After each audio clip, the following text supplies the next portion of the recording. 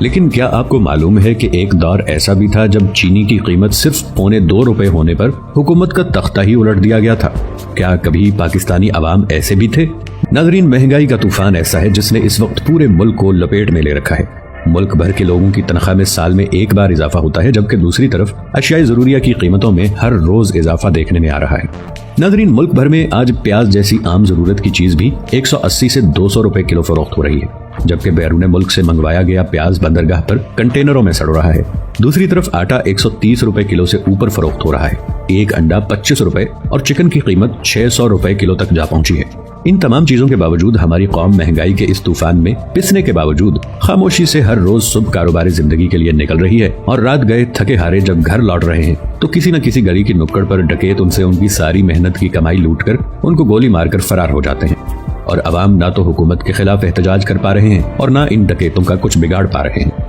لیکن یہاں سوال پیدا ہوتا ہے کہ کیا پاکستانی عوام ہمیشہ سے ایسے ہی بے حس تھے؟ ایسا نہیں ہے، بلکہ تاریخ اس بات کی شاہد ہے کہ اس ملک میں ایک وقت میں پاکستانی عوام اتنے بیدار اور طاقتور تھے کہ جب ایک ڈکٹیٹر نے چینی کی قیمت میں صرف $2.25 اضافہ کیا اور اس کی راشن بندی کی، تو پاکستانی عوام نے ایسے موقع پر اتنا پراثر احتجاج کیا کہ اس کے بعد اس حکمران کو خود استعفیٰ دے کر اقتدار کی کرسی سے خود کو علیحدہ کرنا پڑا۔ ناظرین، ایوب خان کا عشرۂ ترقی اور چینی ملک میں دونوں ایک ساتھ ختم ہوئے۔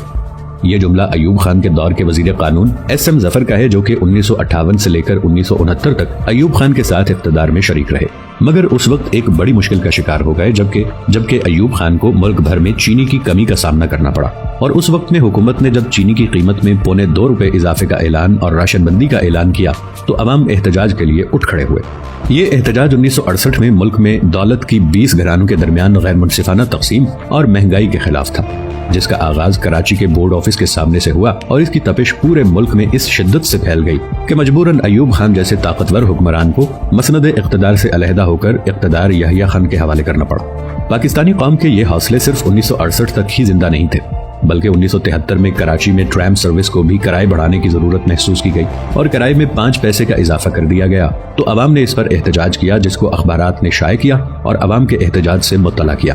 مگر اس کے بعد اس قوم نے جو روش اختیار کر لی، اس کے بعد سب کو اپنی اپنی پڑ گئی اور انہوں نے ایک دوسرے کے حق کے لیے کھڑا ہونا چھوڑ دیا، اور یہی وجہ ہے کہ آج کے اس دور میں جب مہنگائی آسمان سے باتیں کر رہی ہے تو کہیں ہم سیاسی طور پر بٹے ہوئے ہیں، کہیں صوبائی تعصبات میں، کہیں لسانی تعصبات میں۔ ایسے میں ہم ایک قوم کیسے بن سکتے ہیں؟ نیچے کامنٹس میں ضرور بتائیے گا۔